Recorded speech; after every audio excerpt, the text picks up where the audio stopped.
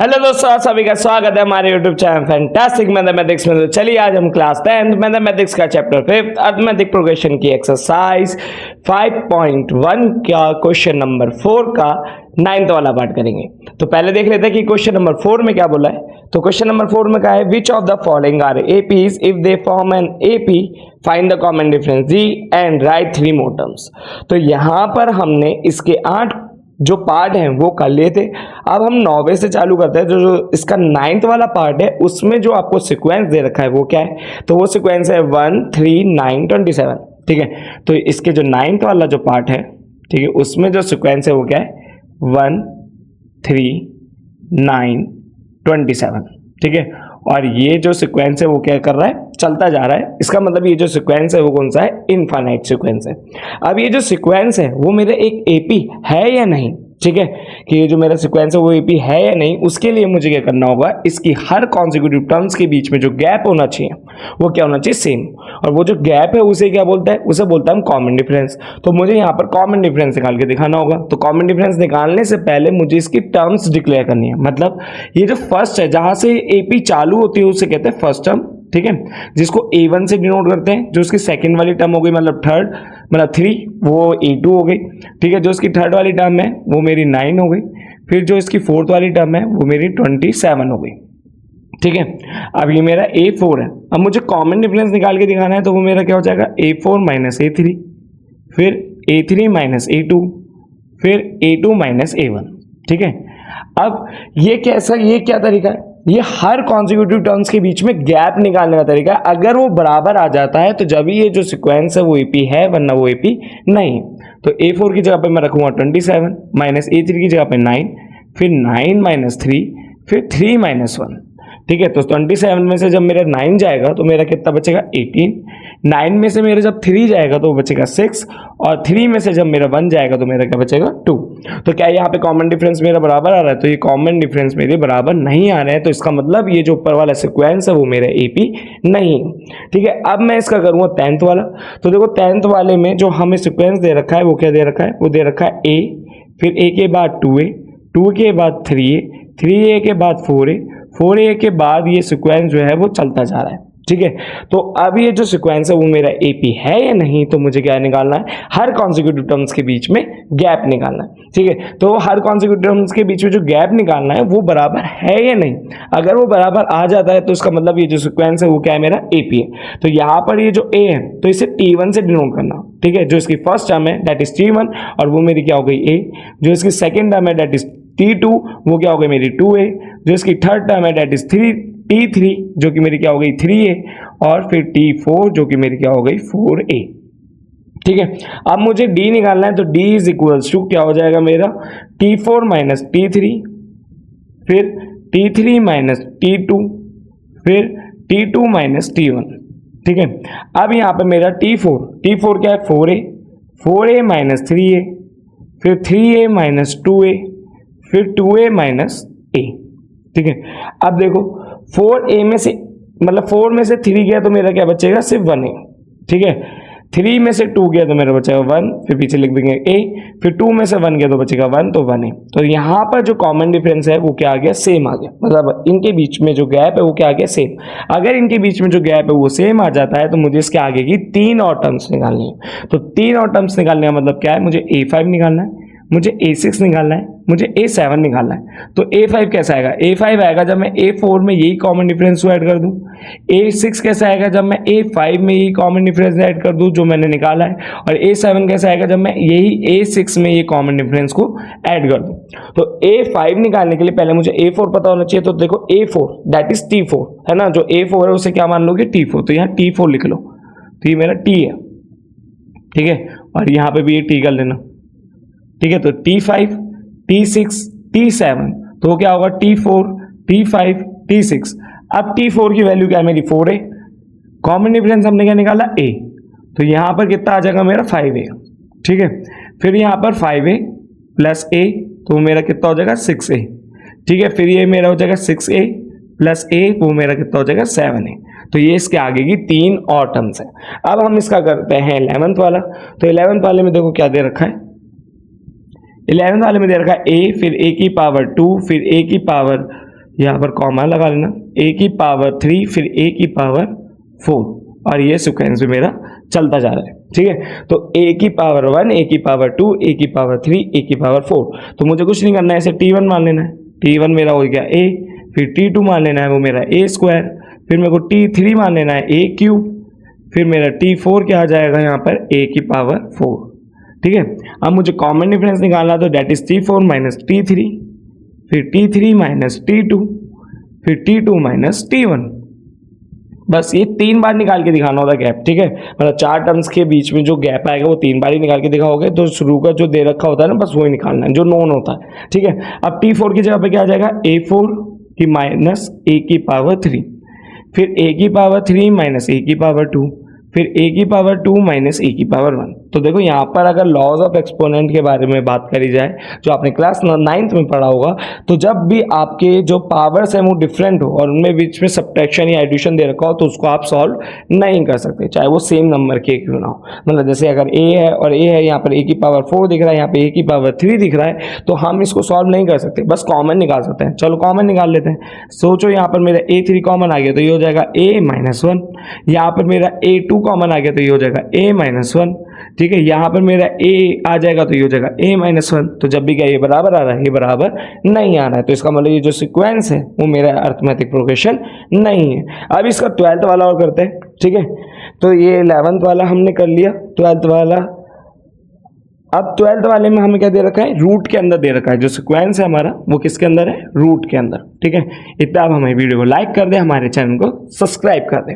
तो देखो यहाँ पर जो ये 12th वाला है ना, उसमें क्या दे रखा है, √2, √8, √18, फिर √32। ठीक है, तो 12th वाला जो सीक्वेंस है उसमें हमें क्या दे रखा है, √2, √8, √18, √32, √2, √8, √18, √32। अब आपको लग रहा होगा कि ये जो रूट के अंदर नंबर हैं ये अलग अलग हैं, तो पहले तो मैं बताऊं कि जब भी रूट में आए ना तो रूट को सॉल्व करेंगे। जैसे √2 को तो मैं ऐसे लिख सकता हूँ, पर 8 का एलसीएम करो तो 2 4 जा, 2 2 जा, 2 1 जा, इसका पेयर बनना तो ये रूट के बाहर लिखा गया, तो मैं इसको ऐसे लिख सकता हूँ कि इसका पेयर बना है तो रूट के बाहर, और जिसका पेयर नहीं बना वो रूट के अंदर। फिर 18 का एलसीएम करो, फिर 2 9 जा, 3 3 जा, 3 1 जा, जिसका पेयर बना वो रूट के बाहर और जिसका पेयर नहीं बन पाया वो रूट के अंदर। फिर 32 के करो, फिर यहाँ पर 2 1 जा, 2 6 जा, 2 8 जा, 2 4 जा, 2 2 जा और 2 1 जा, जिस जिसके पेयर बन गए उनकी आपस में मल्टीप्लाई करो। जैसे 2 2 जा 4, और जिसका नहीं बना वो रूट के अंदर, तो ये 4√2। तो मुझे दिख गया कि यहाँ पर ये जो सिक्वेंस है, मतलब ये जो √2 है, √8 है, √18 है, दरअसल में वो ऐसे लिखा हुआ है। अब जब वो ऐसे लिखा हुआ है तो ये जो फर्स्ट टर्म है जहाँ से AP चालू हो रही है, डेट इज मेरी T1 मान लो, A1 मान लो, बात एक ही, जो कि √2 हो जाएगी, T2 की वैल्यू 2√2 हो जाएगी, T3 की वैल्यू 3√2 हो जाएगी, T4 की वैल्यू क्या हो जाएगी, 4√2। ठीक है, अब मुझे कॉमन डिफरेंस निकालना है, मतलब T4 माइनस T3, फिर T3 माइनस T2, फिर T2 माइनस T1। ठीक है, अब मेरा यहाँ पर क्या आ जाएगा कि जो T4 है उसकी जगह पे 4√2 माइनस 3√2, फिर 3√2 माइनस 2√2, फिर 2√2। ठीक है, फिर माइनस √2। ठीक है, ये थोड़ा सा अलग बना लेना, यहाँ पर इसको हटाकर √2। ठीक है, अब जब √2 मतलब रूट के अंदर नंबर सेम है तो आप कुछ नहीं करोगे, उनके आगे वाले नंबर को नॉर्मली सब्ट्रैक्ट कर दोगे। जैसे 4 में से 3 गया तो मेरा क्या बचेगा 1, तो ये हो गया 1√2। 3 में से 2 गया तो मेरा क्या बचेगा 1, तो ये 1√2। 2 में से 1 गया तो मेरा क्या बचेगा 1, तो यहाँ पर आ गया 1√2। तो यहाँ पे कॉमन डिफरेंस क्या आ रहा है, मेरा बराबर आ रहा है। जब मेरा कॉमन डिफरेंस बराबर आ जाए तो मुझे इसके आगे की 3 और टर्म निकाल के दिखानी है, जो कि मैं नीचे दिखा देता हूँ निकाल के। ठीक है, तो यहाँ पर जब भी अरिथमेटिक प्रोग्रेशन है या नहीं, तो उसके लिए जो सबसे ज्यादा जरूरी बात है वो क्या है कि इसका कॉमन डिफरेंस हर कॉन्सिक्यूटिव टर्म्स के बीच में सेम आना चाहिए। अगर आपका कॉमन डिफरेंस सेम आ रहा है तो जब ही वो क्या है, अरिथमेटिक प्रोग्रेशन है, वरना वो अरिथमेटिक प्रोग्रेशन नहीं है। कुछ और तो हो सकता है पर अरिथमेटिक नहीं हो सकता। तो यहाँ पर मुझे अब इसकी आगे की 3 टर्म्स और निकालनी है, मतलब T5, T6, T7। T5 कैसे निकलेगा, T4 प्लस D। T6 कैसे निकलेगा, T5 प्लस D। T7 कैसे निकलेगा, T6 प्लस D। ठीक है, अब T4 क्या है, T4 हमारे ये है तो ठीक है, तो यहाँ पर आ गया 4√2 प्लस का 2 रूट मतलब सॉरी रूट 2, ठीक है। तो यहाँ पर आंसर आएगा 5√2 फाइनल। अब जब आपकी एपी आपने पीछे आंसर में देखोगे जब एनसीईआरटी में, तो वो ये नहीं दे रखा, वो क्या दे रखा है, आगे कुछ रूट में दे रखा है। तो इसको द्वारा बदलने का तरीका क्या है, इसको द्वारा बदलने का तरीका यह है कि जो आपने पेयर बनाया था, जैसे मैं यहाँ पर बात करूँ इसकी 8 की, तो आपने क्या करा 2 2 4, इसका पेयर बना के बाहर लिखा ना। अब इसको ही डबल करो, मतलब 2 2 4, फिर उसकी मल्टीप्लाई उससे कर दो नंबर से, और जो वो नंबर आएगा उसको अंदर रूट में लिख दो। जैसे 5 5 से 25, 25 इंटू 2 कितना होगा, √50। तो यहाँ पर √50 आंसर आ गया, ठीक है। अब पर यहाँ पर प्लस करने के लिए ये लोगे 5√2 प्लस √2, तो ये हो गया 6√2। अब पर यहाँ पर क्या हो जाएगा, यहाँ पर हो जाएगा 6 6 36, और 36 की मल्टीप्लाई जब 2 से करोगे तो 72 आ जाएगा, ठीक है। 36 और 36 72 होता है ना, तो यहाँ पर 72 हो गया। तो ये इसके आगे वाली टर्म्स के जो आंसर है वो ऐसे आ रहे हैं, पर यहाँ पर जब प्लस करोगे तो यहाँ पर 6√2 प्लस 7√2 लिखोगे, और फिर √2 लिखोगे तो आंसर में 7√2 आएगा। तो 7 7 से 49, और 49 की जब 2 से मल्टीप्लाई करोगे तो 2 9 से 18, 2 4 से 8, और ये 98, तो रूट के अंदर 98 इसका आंसर होगा। तो इसके आगे की 3 टर्म्स हमने निकाल के दिखा दी है। अब हम इसका करते हैं कौन सा वाला, अब हम इसके जो 13 है वो करते हैं, ठीक है, 13 वाला पार्ट, ठीक है। मतलब इसी वीडियो में हम इसके सारे पार्ट को कर देंगे, फिर इसकी नेक्स्ट वाली जो एक्सरसाइज है वो हमारी आएगी नेक्स्ट वाली वीडियो में।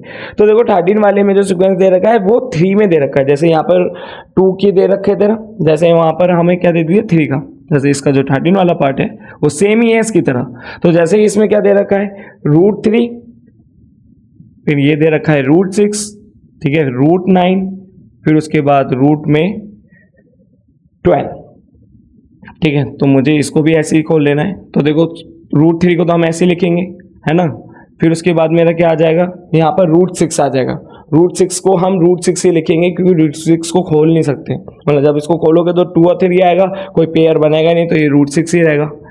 पर √9 को हम खोल सकते हैं 3, और √12 को हम खोल सकते हैं, 12 को हम कैसे खोलेंगे, 12 को हम खोलेंगे 2√3, ठीक है, ऐसे खुल जाएगा ये 2 2 4 और √3। देखो कर लो इसके एलसीएम, देखो 12, तो ये हो जाएगा 2 6 2 3 3 1 तो यहाँ पर आगे देखो इसका पेयर बना 2 और ये 3, तो जिसका पेयर बना वो बाहर है और जिसका पेयर नहीं बन पाया वो अंदर, ठीक है। अब यहाँ पर मुझे ये जो पहला नंबर है वो मेरा T1 हो जाता है √3, फिर T2 मेरा √6, फिर मेरा कितना आ जाएगा यहाँ पर T3 की वैल्यू 3, फिर यहाँ पे T4 की वैल्यू क्या आ जाएगी 2√3, ठीक है। यहाँ लिख लेना T4 = 2√3। बिल्कुल आराम से करेंगे, ठीक है। पढ़ाई को बिल्कुल आराम से करना चाहिए जब ज़्यादा समझ आती है, ठीक है।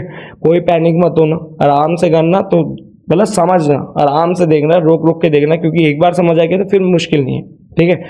वैसे तो मुश्किल है ही नहीं है, ठीक है। तो D = T4 - T3, फिर T3 - T1, T2, फिर T2 - T1। और अरिथमेटिक प्रोग्रेशन में बच्चे पढ़ लेते हैं, फिर भी बच्चों को ऐसा लगता है कि हमने कुछ नहीं पढ़ रखा, वो इसलिए क्योंकि प्रैक्टिस नहीं करते हैं। इसके RS के क्वेश्चन जरूर करना, ठीक है। तो यहाँ पर T4 की जगह पर क्या आ जाएगा 2√3, फिर -T3 की जगह पे 3, ठीक है। फिर यहाँ पर क्या आ जाएगा मेरा T3 की जगह पे 3, फिर माइनस का √6, फिर यहाँ पर मेरा क्या आ जाएगा यहाँ पर T2 की जगह पर √6, फिर माइनस का √3, ठीक है। अब ये थोड़ा सा क्या करना है, इसमें से कॉमन निकालना है। तो मैंने जैसे कॉमन निकाला तो √3 यहाँ पर हो गया 2 माइनस का √3, मतलब 3 को हम √3 × √3 लिख सकते हैं ना, तो दोनों में से √3 कॉमन आ गया, तो ये तो ऐसे हो गया। इसमें से मेरा क्या आ जाएगा √3 कॉमन आ जाएगा, तो ये तो √3 माइनस का 2√2, मतलब √6 को हम लिख सकते हैं √2 × √3, तो दोनों में से √3 कॉमन आ गया। अब इन दोनों में से क्या आ जाएगा √3 कॉमन आ जाएगा, तो वो हो जाएगा 2 माइनस का √2 माइनस का 1, ठीक है। तो ये बराबर तो आ नहीं रहा है, तो जब ये कॉमन डिफरेंस इसके बराबर नहीं आ रहे हैं तो ये आपका जो सीक्वेंस है वो अरिथमेटिक प्रोग्रेशन नहीं है। अब इसका कर लेते हैं हम 14 वाला और 15 वाला, ठीक है। तो देखो इसके 14 वाले में क्या दे रखा है,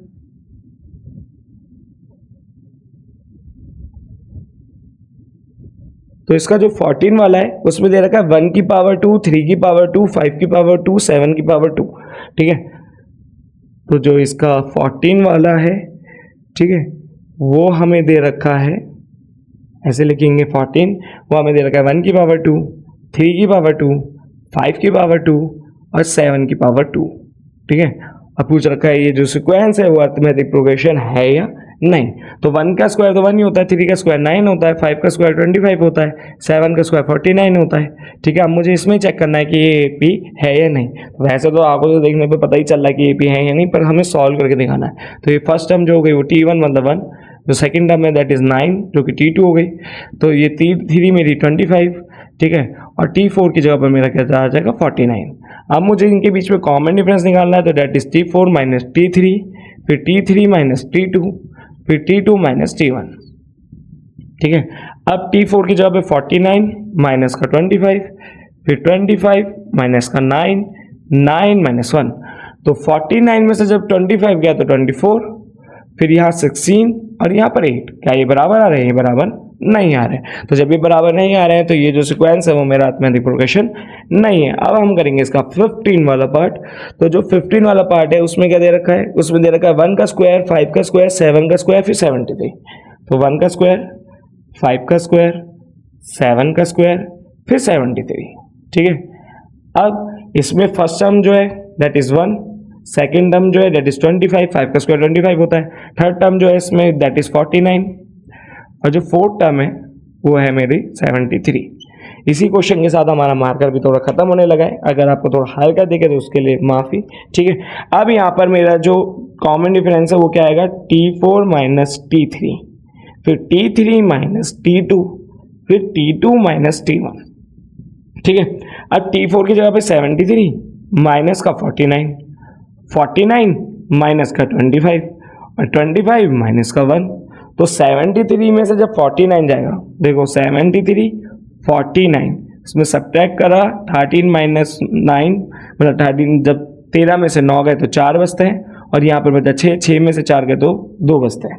तो यहाँ तो 24 आ गया, यहाँ भी कितना आएगा 24, और यहाँ भी कितना आएगा 24। तो ये जो सिक्वेंस है वो आपका अर्थमेटिक प्रोग्रेशन है।